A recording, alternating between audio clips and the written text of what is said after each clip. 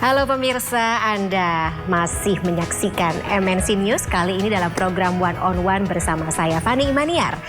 Kita bicara sedikit mengenai negara Indonesia dengan banyak sekali kita bisa katakan informasi, kemudian juga berita-berita yang muncul sehari-harinya termasuk terkait dengan Presiden Joko Widodo. Tapi kita bicara mengenai Presiden Joko Widodo, kemudian juga urusan pemerintahan, tentu kita tidak bisa menafikan bahwa beberapa informasi atau sebagian besar dari informasi dan juga pemberitaan tersebut juga terletak di pundak Kepala Staf Kepresidenan Republik Indonesia, Bapak Muldoko.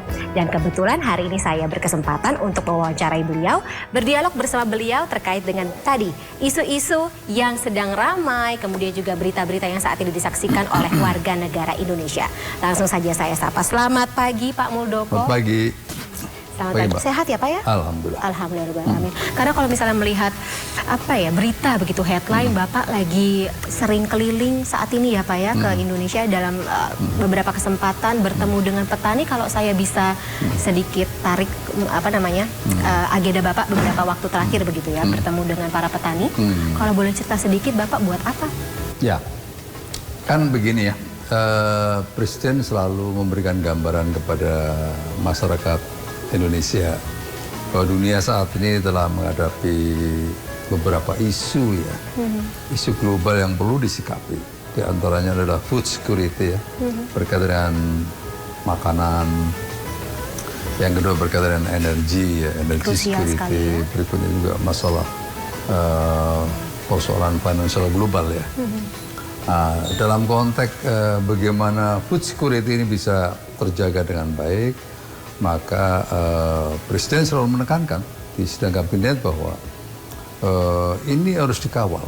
Persoalan makan ini kita harus hati-hati, karena yang kita hidupi itu 270 juta orang, ya, dan kebutuhan beras di Indonesia ini memang masih luar biasa ya. Aman ya Pak? Masih aman. Hanya kita harus menyiapkan 2,5 juta ton ya dalam satu tahun, dalam satu bulannya. Ini jumlah yang tidak sedikit. Maka saya selaku Kepala Staf Presiden harus memastikan bahwa ketersediaan pangan itu betul-betul terjaga dengan baik. Itu bisa dilihat dari mana? Bisa dilihat dari musim tanamnya seperti apa, berikutnya musim panennya seperti apa, kendala-kendala panganannya seperti apa, dan seterusnya, sehingga kita bisa memitigasi persoalan-persoalan pangan ke depan kira-kira seperti apa. Karena ini nggak bisa abe kita. Termasuk di tengah cuaca yang buruk, kemudian juga tadi ada pengaruh dari situasi global di sana Pak? Iya, pastinya itu. Dan saya juga jauh-jauh sudah mengingatkan bahwa fenomena La Nina dengan El Nino, ya, itu setiap 4 tahun sekali dan biasanya hadir di bulan-bulan Desember. Kita 3 tahun terakhir ini sangat baik ya, karena diguyur hujan terus-menerus, sehingga bertani kita menjadi bagus, hasilnya bagus. Relatif ya dalam 3 tahun terakhir ini kita tidak import ya, karena kita sudah mandiri lah di sektor pangan, gitu. Bahkan masih ada surplus ya. Tetapi saya juga selalu menekankan bahwa nanti 2023 bulan Desember ini waktu-waktu yang perlu diwaspadai, karena saat itulah nanti kalau El Nino datang, maka yang terjadi adalah kekeringan. Kekeringan itu mengakibatkan 2 persoalan utama. Yang pertama akan terjadi kebakaran, ya, kebakaran hutan. Yang kedua akan terjadi kekeringan. Dua-duanya menyulitkan itu. Ya. Nah, kalau kekeringan terjadi, maka kita harus jauh hari menyiapkan alternatif. Alternatifnya apa? Alternatifnya adalah sorghum, gitu. Makanya waktu itu saya nanam sorghum di NTT ya, Waingapu. Presiden datang melihat, beliau sangat happy melihat itu. Setidak-tidaknya kita menyiapkan benihnya, ya gitu. Nah, nanti berasal sekali lagi terjadi kekeringan, maka benih-benih yang udah saya siapkan ini nanti bisa diproduksi oleh para petani. Nah, itu sebagai pangan alternatif. Karena ternyata sorghum itu sangat baik untuk perut kita. Bapak juga makan? Oh makan gitu. Dan Karena kan biasanya orang nyarinya nasi toh. Orang Indonesia kan biasanya seringnya makannya ternyata campuran sorghum dengan nasi kalau kita bisa campur dengan baik, Pas. wah jauh lebih enak. alhamdulillah. Ya itu karena kalau orang Jawa itu ada kenyil-kenyil lah. Lebih enak gitu di mulut Tapi ya.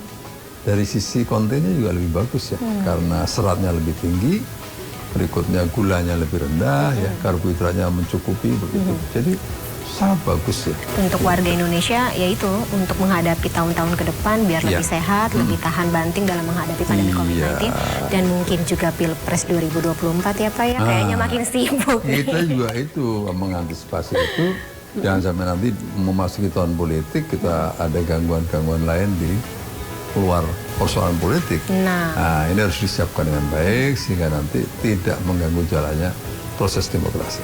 Bicara mengenai proses demokrasi ini, Pak Muldoko, Bapak tahu nih saya mau saya tanyakan apa ya Pak ya. Soalnya lagi banyak jadi pembicaraan di luar sana. Katanya istana ini juga sedang siap-siap atau menyiapkan beberapa calon begitu untuk dimajukan dalam Pilpres 2024. Bener nggak sih Pak? Ya kalau katanya sih nggak bener. Oh. Namanya juga katanya, boleh orang ngomong ah. Ya makanya kita konfirmasi ya Pak ya. Iya, jadi memang tapi kita juga sudah aware lah bahwa istana itu selalu menjadi sumber Pemberitaan. Iya, pemberitaan. Ya, kita aware itu, ya kita nikmati aja begitu ya. Pada dasarnya tidak seperti itulah. Tidak ada perintah secara struktural yang mengatakan bahwa oh nanti presidennya harus ini, presidennya harus ini dan seterusnya, nggak ada. Nggak ada sama sekali untuk itu, dan kita Pak Presiden masih concern kepada tugas-tugasnya, ya persoalan politik sudah ada yang nanganin ya, proses demokrasinya ya sudah ada yang nangani KPU gitu, jadi terus apalagi gitu ya, mau saya Presiden sama sekali tidak berpikir lain-lain gitu. Atau berniat intervensi gitu nggak ada ya Pak? Nggak ada intervensi. Kan kita lihat dari keseharian beliau di mana hampir setiap hari kemana-mana concern dengan tugas-tugas kepresidenan begitu.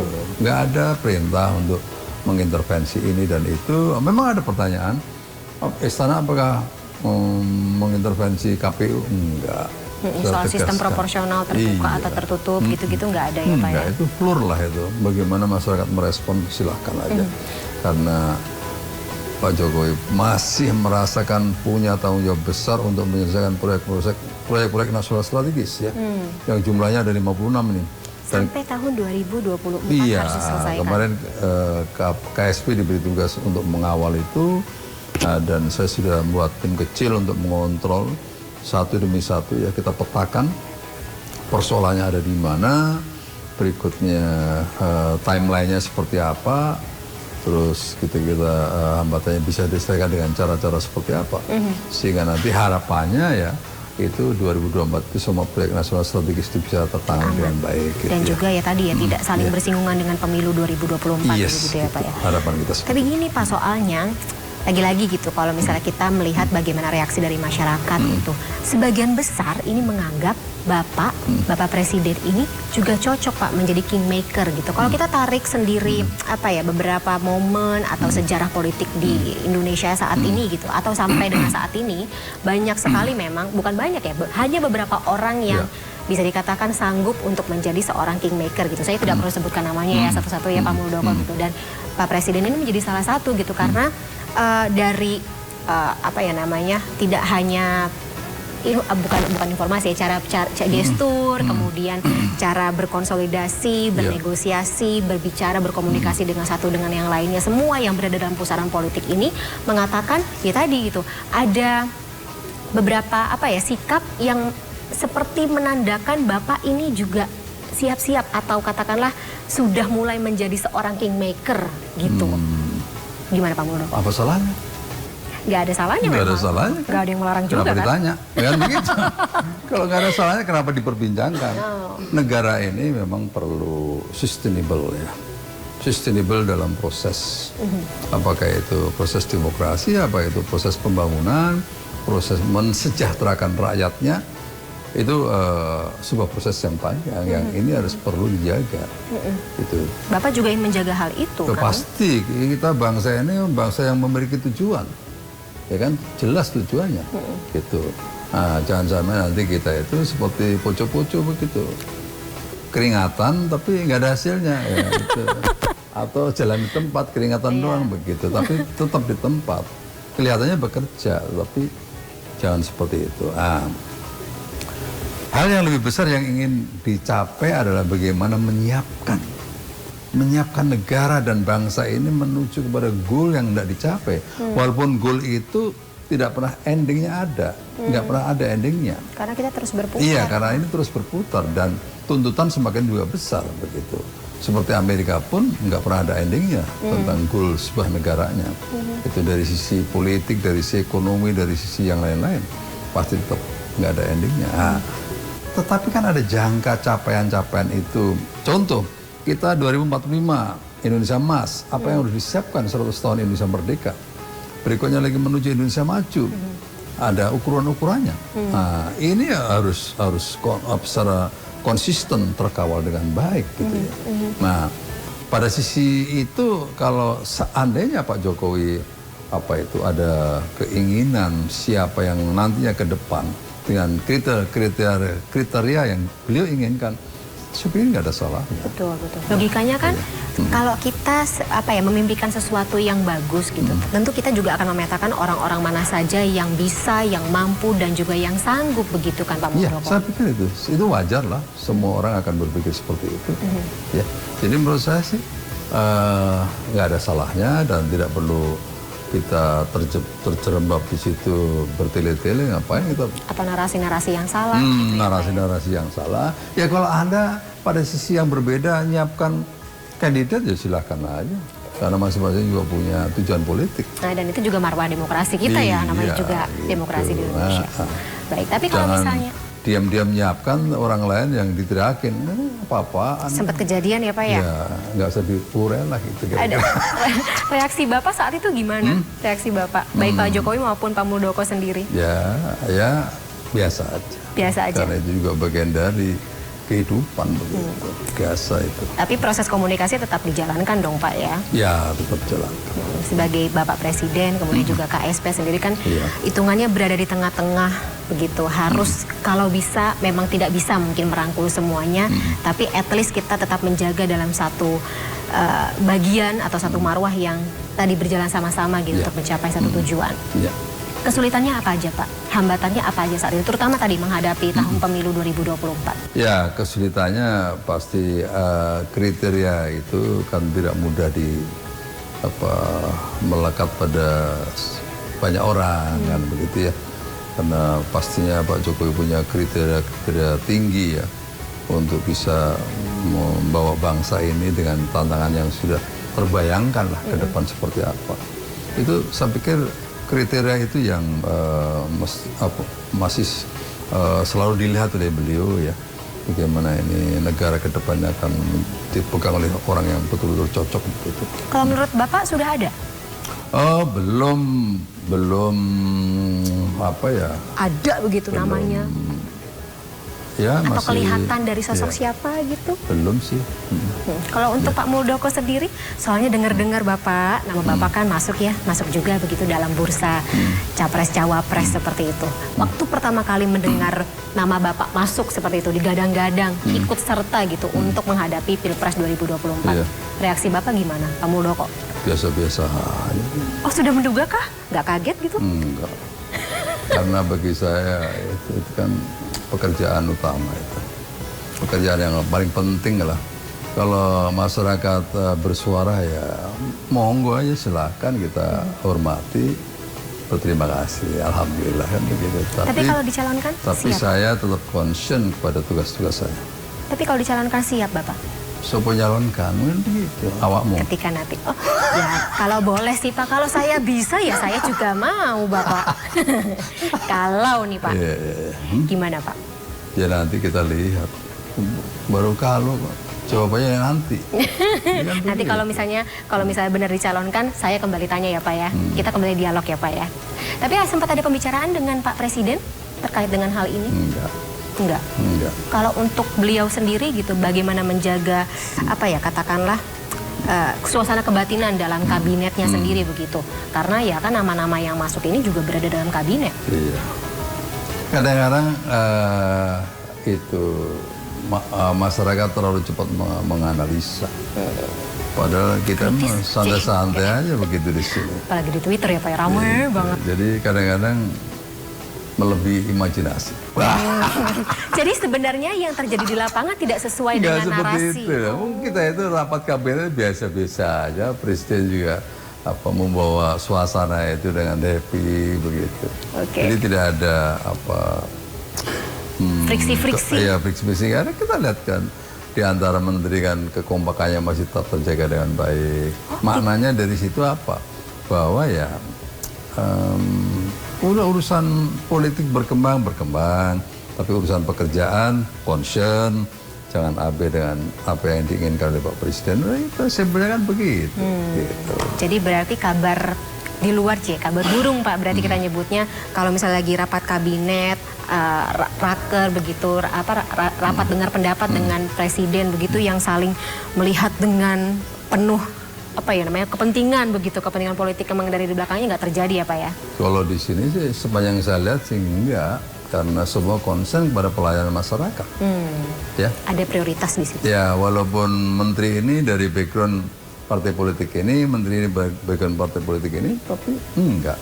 Semuanya masih dalam satu komando, unit of command of Presiden. Ya, semuanya bergerak menuju kepada apa yang diinginkan. Kalau ada yang aneh-aneh ya bagian saya yang kan begitu. Awalnya ya Pak Muldoko. Gitu. Nah, bicara mengenai menteri-menteri ini Pak yang berasal dari berbagai macam latar belakang parpol, kemudian juga akademisi juga ada, dan di luar parpol juga ada seperti itu. Tentu kita tidak bisa menutup mata bahwa ada narasi terkait dengan reshuffle di belakangnya. Walaupun kemarin pas lagi Rabu Pon tidak terjadi apa ya. Tapi kita akan gali lebih lanjut ya Pak Muldoko, reshuffle di segmen berikut ini.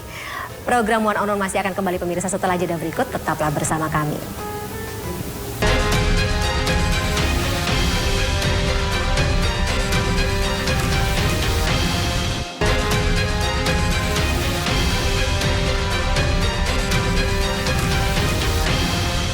Terima kasih pemirsa, Anda masih bersama kami dalam One on One dan masih bersama saya Fani Imaniar serta bersama saya saat ini Kepala Staf Kepresiden Republik Indonesia Bapak Muldoko. Pak Muldoko masih sehat, masih semangat dong ya? Oh pasti. Pak, tadi saya udah tis di segmen sebelumnya ya. Gak apa-apa ya saya nanya reshuffle ya, walaupun Rabu Pon kemarin ketika saya dakdikduk saya bersama dengan teman-teman awak media lain menunggu ini jadi reshuffle apa enggak, ternyata nggak jadi ya Pak ya. Tapi memang ada rencana nggak sih sebenarnya? Nggak, saya juga harus tanya. Kenapa dakdikduk begitu? Biar mau breaking news maksudnya. Kan reshuffle itu kalau di zaman Pak Jokowi itu hampir tiap tahun. Iya. Iya kan?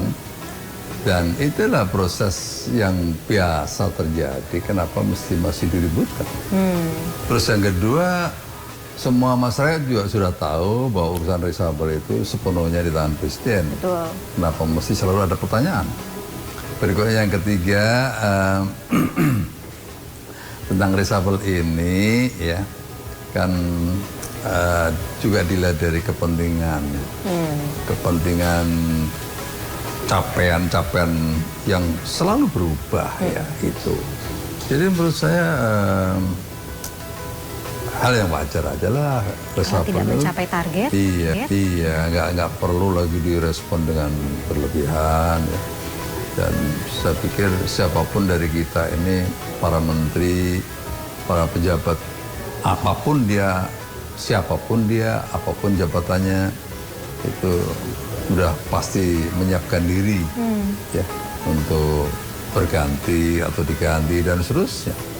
Jadi menurut saya sih hal yang wajar saja untuk direspon. Seperti pergantian panglima, pergantian kepala staf, kadang-kadang kan menjadi ribet kayak gitu. Kadang-kadang apaan sih ini kan? Itu hal yang biasa begitu. kan jadi perhatian publik soalnya Pak.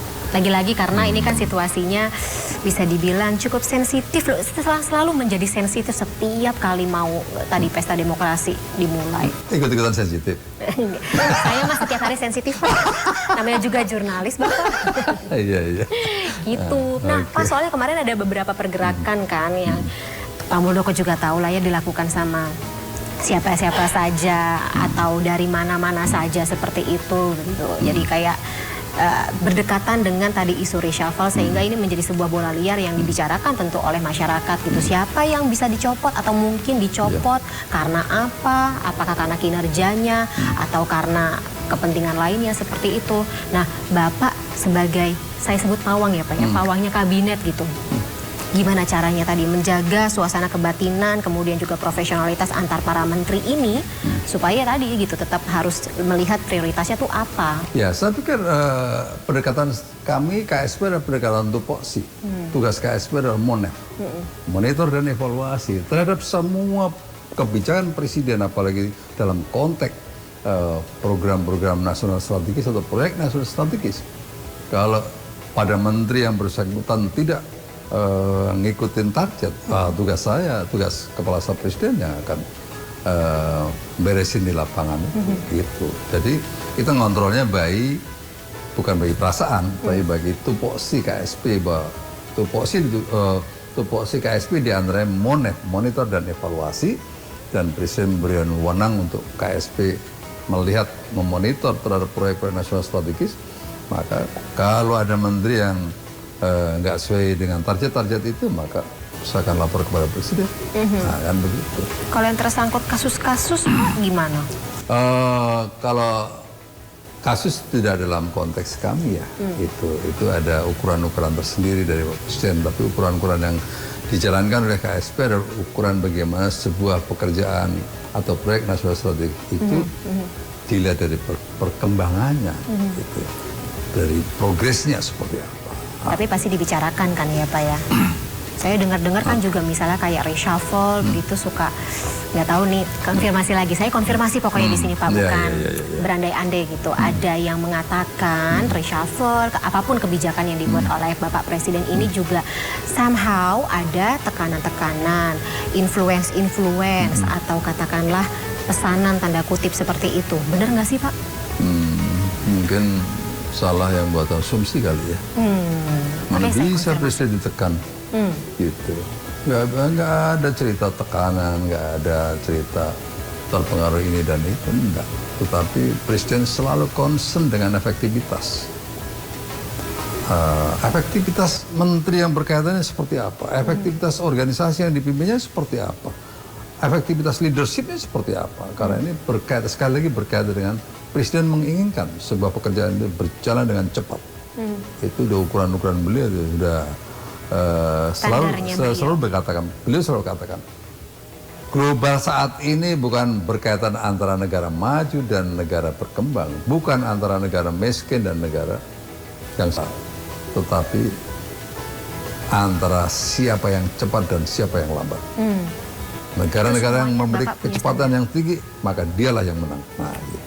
Oke, jadi setiap kali kalau misalnya ada semacam pernyataan atau kebijakan, lagi-lagi kebijakan dari kabinet pemerintahan Pak Jokowi, itu semuanya benar-benar dari Bapak sendiri tanpa ada tekanan, ini saya yang mau.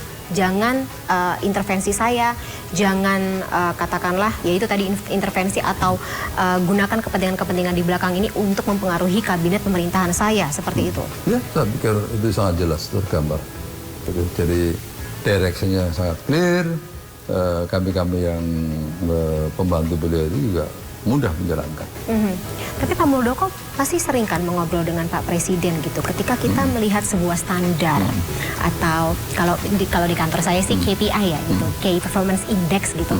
Apakah ada evaluasi? Pasti ada evaluasi tentunya gitu. Dan Bapak memberikan masukan kepada Pak Presiden bahwa ada beberapa sektor atau ada beberapa bagian yang tampaknya memang harus butuh perbaikan Pak. Terutama tadi jelang Pilpres 2024. Iya, kita sering ada setiap kesempatan ketemu beliau kita sampaikan sesuatu. Berikutnya saya juga sering buat memo kepada presiden terhadap hal-hal yang krusial dan sering itu direspon. begitu. Jadi banyak pendekatannya, tergantung momentumnya gitu. Tapi anyway bahwa semua hal yang kita temukan di lapangan, baik itu melalui KSP mendengar, ini karena berkaitan dengan bagaimana menyerap aspirasi yang bertumbuh di masyarakat, dan kalau itu tidak bisa saya selesaikan sendiri, maka saya secepatnya lapor kepada Presiden. Dan biasanya ya, atas temuan-temuan itu, kalau saya laporkan kepada beliau, oke Pak Muldoko, panggil menteri berkaitan, mari kita rapatkan internal. Nah, biasanya dalam tempo yang cepat ada sebuah solusi. Nah, itulah cara-cara kerja yang kita lakukan di sini, sehingga apa ya? Saya pernah mengatakan bahwa KSP ini sebagai bridging, jembatan bagaimana antara apa yang dirasakan oleh publik, berikutnya karena nyampe kepada Presiden juga Presiden memiliki keterbatasan, ya, sehingga kami membuka pintu seluas-luasan di sini dan anak-anak juga turun ke bawah untuk mendengarkan itu. Dan kita respon, gitu. Pusing nggak sih Pak?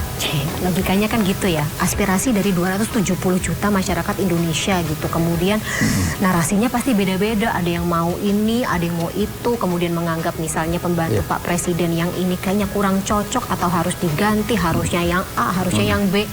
Itu kayak gimana memang ya risiko ya. Kalau kata orang Jawa mumet sih Pak. Ya, kita membuka kemarin untuk konflik, hanya satu, konflik agraria. Dalam tempo yang nggak lama itu udah kita mendapatkan laporan 1.504 konflik agraria yang perlu kita tangani. Dan Presiden concern dengan itu, akhirnya kita susun, melibatkan CSO dari luar ya, teman-teman itu.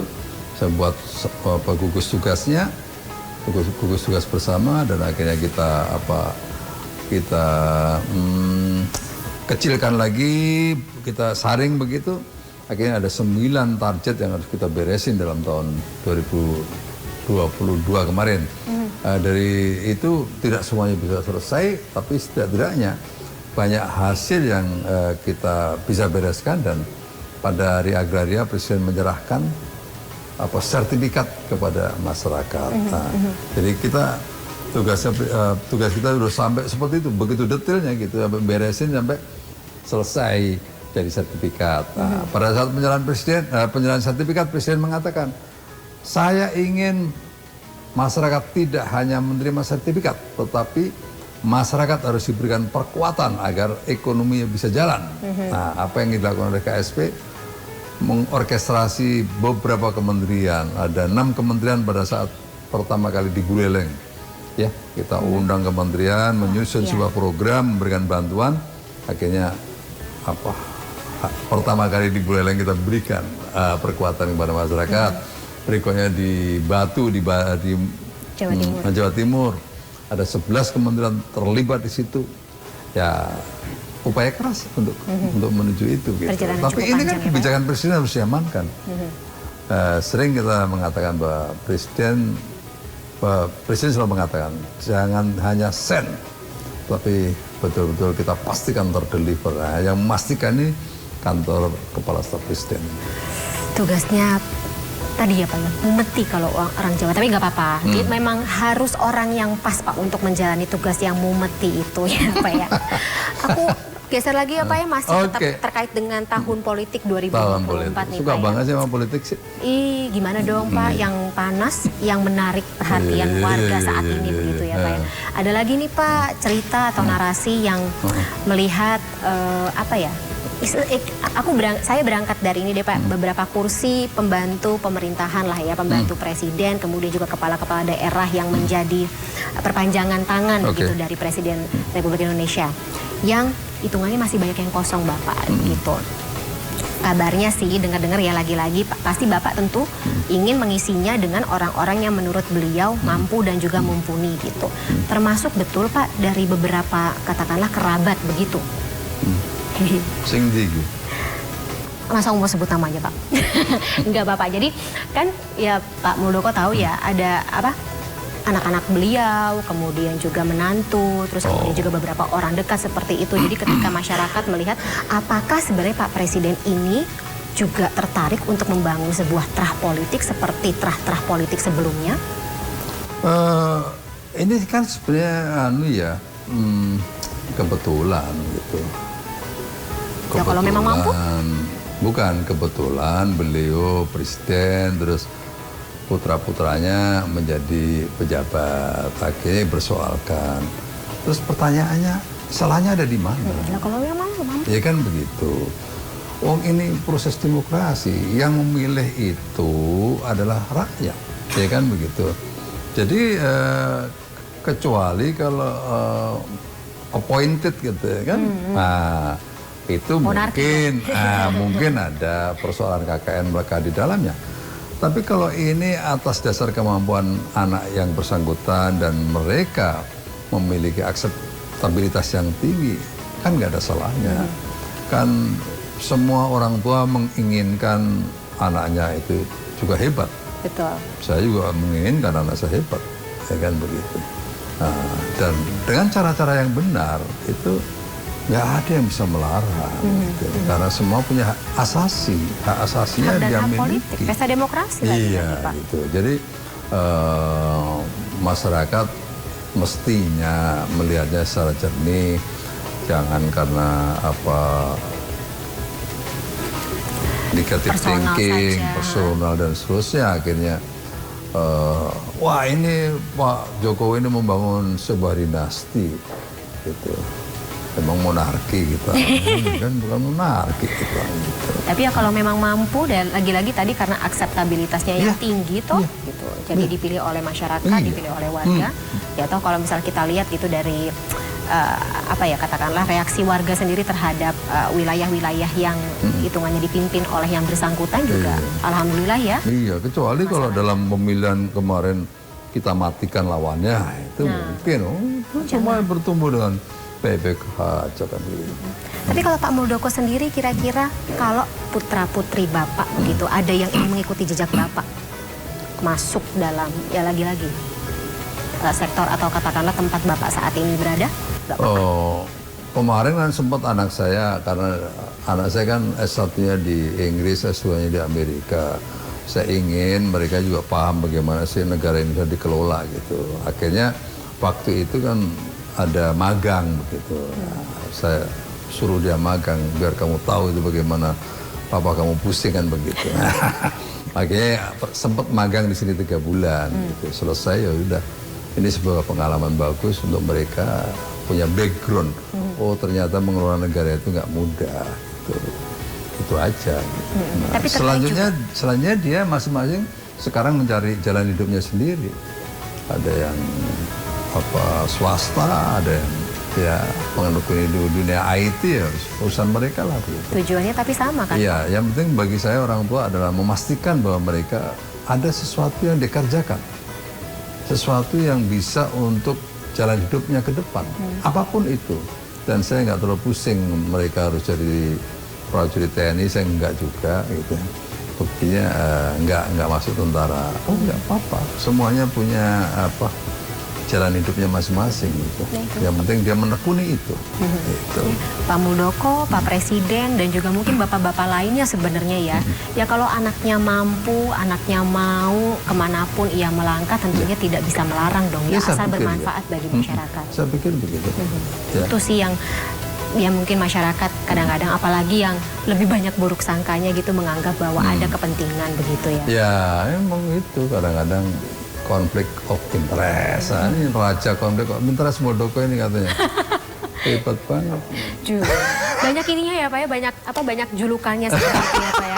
Tapi saya lebih tertarik untuk menggali sebenarnya siapa atau bagaimana sih Pak Muldoko gitu dibalik tadi julukannya.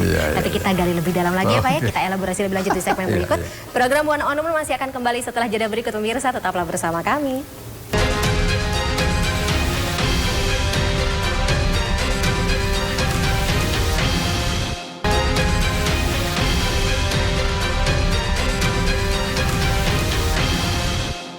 Kembali lagi dalam One on One, masih bersama saya Fani Imania dan juga saya masih bersama dengan Kepala Staf Kepresidenan Republik Indonesia, Bapak Muldoko.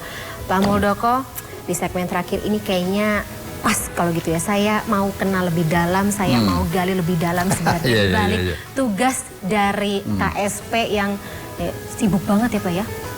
Ya, karena di KSP itu jumlah orangnya hanya 125. Tenaga intinya menangani pekerjaan yang cukup banyak sih. Jadi satu orang bisa menghandle 3-4 pekerjaan. Multitasking, termasuk Bapak kan? Ya, pastinya. Kalau misalnya, saya sih tadi perhatiin Pak gitu. Ini gelas isi air putih ini Bapak suhunya panas sekali Pak. Tapi itu memang jadi salah satu kunci untuk menjaga kesehatan Bapak ya. Karena saya tahu di tengah kesibukan yang tinggi ini pasti kesehatan menjadi sesuatu yang sangat penting kan. Ya waktu Taruna dulu kita habis lari-lari setengah mampus begitu, keringatnya luar biasa. Nggak pernah ada kesempatan untuk minum air dingin. Semua teh air panas. Gitu. Makin panas dong. Iya, karena makanya Taruna kan terjaga fisiknya, karena memang nggak ada kesempatan minum selain air panas. Alhamdulillah ke bawah sampai sekarang, nggak suka yang dingin gitu. Oh alah, ya. Tapi dengan begitu juga kondisi badan tetap terjaga atau stamina tetap terjaga seperti itu ya Pak ya. Pak bicara mengenai militer dengan latar belakang Bapak sebagai salah seorang pati seperti itu. Kalau boleh tahu, receh sih Pak, tapi saya penasaran, lebih susah di militer atau di politik sih? Politik dan pemerintahan? Susah di pemerintahan. Iya. Kenapa Pak? Kalau tentara militer itu komandonya clear, jelas. Gitu. Kalau di sini? Kalau di sini, ya apalagi di politik kan, lightingnya ke kanan, beloknya ke kiri kan. Sering tau Pak kayak gitu? Iya, tapi alhamdulillah kalau di KSP ini enggak. Semuanya terkendali dengan baik ya. Intinya bahwa yang saya inginkan, saya perlu Superman, Superwoman. Tapi yang jauh melampaui kepentingannya adalah super team. Itu yang selalu saya bangun, sehingga semua pekerjaan bisa dijinjing sama-sama dan ringan begitu. Nah, tapi kalau misalnya lagi-lagi kan orang mengatakan ya gitu, kalau banyak Superman atau Superwoman kan berarti banyak kepala, lagi-lagi banyak kepentingan, pengen mendominasi satu dengan yang lainnya. Itu gimana Pak? Ya, yang penting kalau di KSP sendiri ya, sih. kita perlu itu, ya, kita perlu orang-orang yang hebat. Tapi yang penting adalah unity of common-nya jelas, gitu. Arahnya, direction-nya jelas, gitu. Biar semuanya bisa menjalankan seperti apa yang kita inginkan, tetapi dengan kapasitas tinggi, gitu. Koridornya jelas, kapasitasnya tinggi. Jangan justru orang yang hebat itu dimusuhi, jangan. Tapi diberikan otoritas untuk bekerja dan diberikan responsibility yang tinggi. Nah, kita tinggal bagaimana memberikan direction yang jelas. Gitu.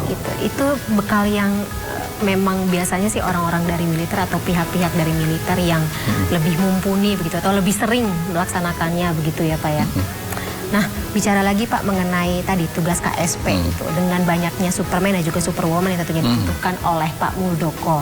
Kira-kira seperti apa sih tugas-tugas untuk menjaga stabilitas dan juga keamanan, terutama lagi-lagi jelang tahun politik yang biasanya sih kalau melihat bagaimana pelaksanaan politik 2019 kemudian ke belakang tuh biasanya tadi lebih sensitif, lebih banyak gonjang-ganjingnya gitu. Jadi kan begini ya, kadang-kadang kita nggak balance antara apa yang terjadi di dunia maya dengan kondisi realnya. Ya, di dunia maya itu seperti kayak perang dunia aja begitu. Sehingga memberikan was-was kepada publik. Untuk itulah salah satu tugas dari kantor Kepala Staf Presiden ini adalah bagaimana mengelola isu-isu strategis itu.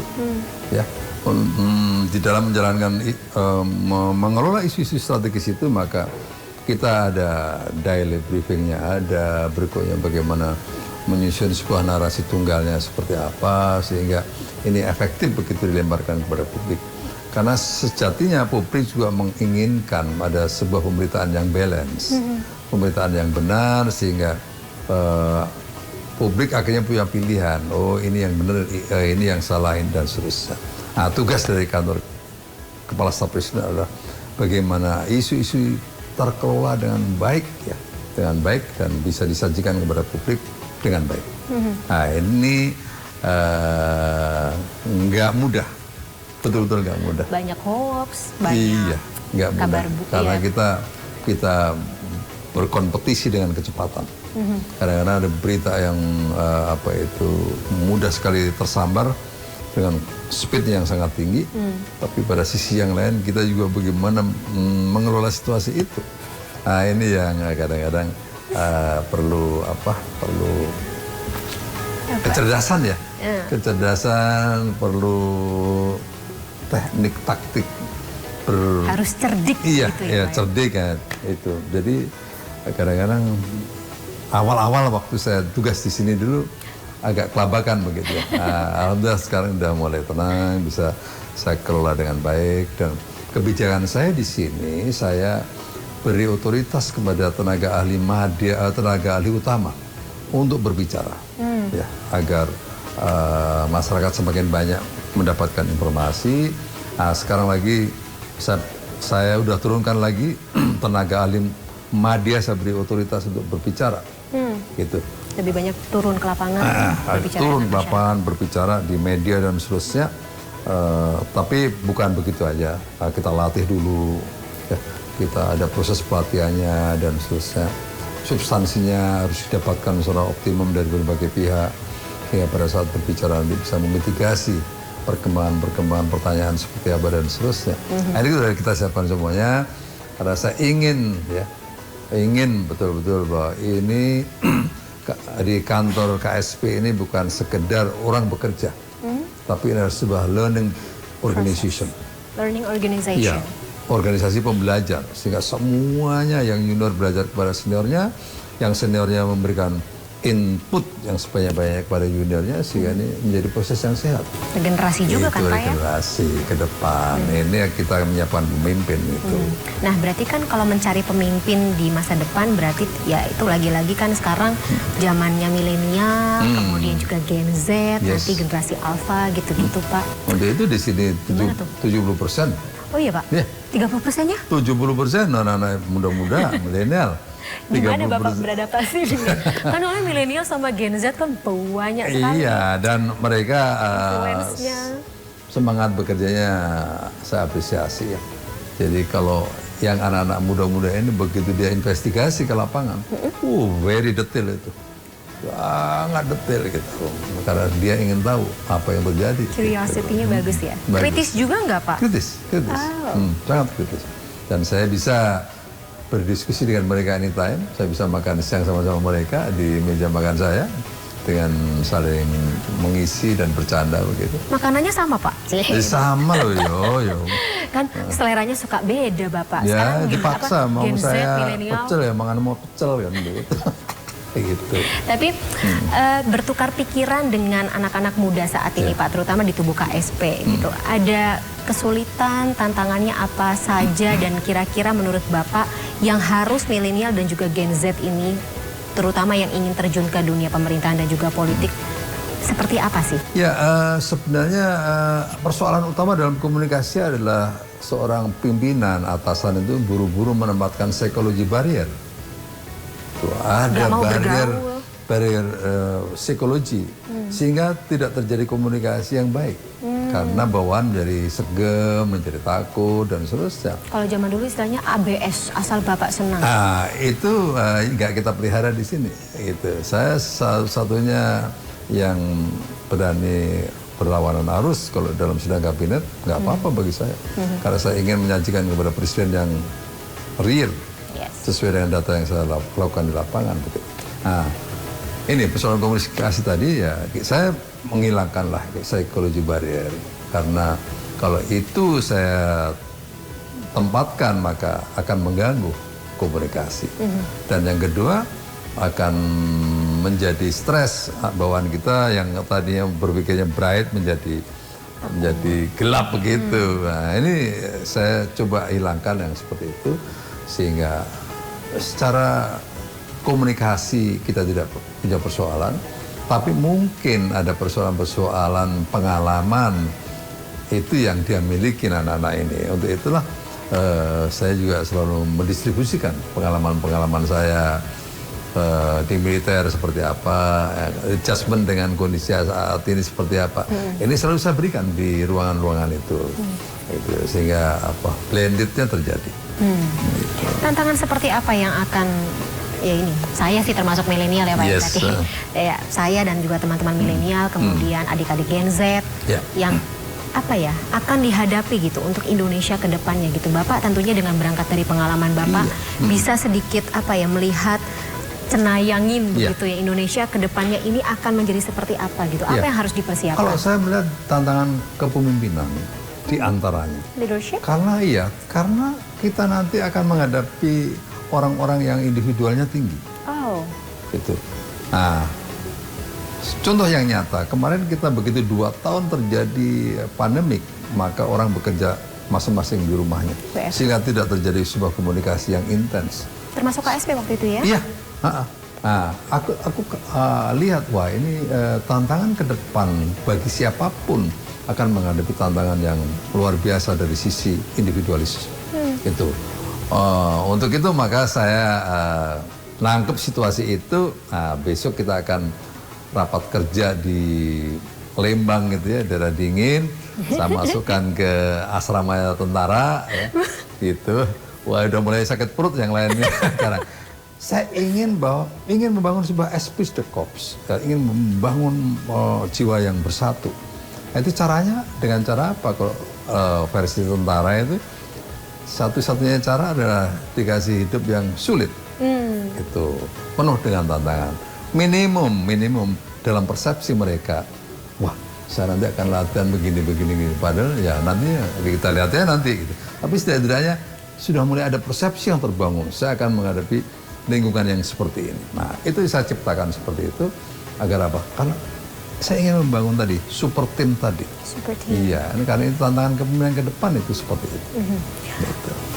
Kira-kira sosok seperti apa begitu ya? Maksudnya ya lagi-lagi karena tantangan Indonesia ke depannya itu cukup berat gitu dan banyak sekali orang yang lebih banyak orang yang individualistis seperti itu Pak. Kira-kira sosok pemimpin atau sosok leader seperti apa yang menurut Bapak sanggup begitu untuk mengatasi atau katakanlah mencari orang-orang dan ya mencari orang-orang yang bekerja bersama dia untuk mengatasi permasalahan Indonesia ke depan? Ya, nah, semuanya itu kalau kita bicara leadership ya itu cakupannya sangat luas ya. Kalau boleh saya larikan ke buku saya itu ya, seorang pemimpin itu harus take move dulu, berani bergerak dia. Banyak dari kita seorang pemimpin pada menduduki sebuah jabatan plek, duduk, sudah mengikuti apa yang ada. Karena beranggapan bahwa yang sudah ada itu berjalan dengan baik. Nah, ini kalau bagi saya tidak berlakukan itu. Begitu saya menduduki sebuah tempat, saya yakini bahwa organisasi ini tidak efektif. Karena kalau saya menganggap ini efektif, saya nggak bekerja sesuatu. Tapi begitu saya anggap ini tidak efektif, maka saya akan melakukan sesuatu. Melakukan perubahan-perubahan. Gitu. Setelah kita lihat seperti ini, oh ini perubahan ini, perlu perubahan ini. Gitu. Setelah itu, di dalam sebuah perubahan pasti ada kegelisahan, pasti. Wah itu teorinya begitu. Nah, bagaimana sekarang situasi itu kita motivate, kita berikan motivasi mereka bahwa kita begini karena begini dan seterusnya, sehingga terbangun sebuah motivate. Nah, dalam membangun sebuah organisasi itu juga diperlukan make difference. Sesuatu yang berbeda. Kalau kita apa adanya, as usual, nothing. Gitu. Legowo di saat yang tidak tepat gitu. Begitu ya Pak. Make difference. Kita ingin membangun sesuatu yang berbeda sehingga keperbedaannya itu dirasakan oleh orang. Gitu. Bukan sekedar berbeda, tapi keperbedaannya dirasakan oleh orang lain. Kok kenapa dulu begitu ya? Kok kenapa nggak seperti sekarang? Itu yang kita inginkan seperti itu. Make difference-nya muncul. Tuh. Jadi kepemimpinan ke depan saya pikir seperti itu. Udah di dalam azas kepemimpinan dijelaskan ada 11 asas kepemimpinannya.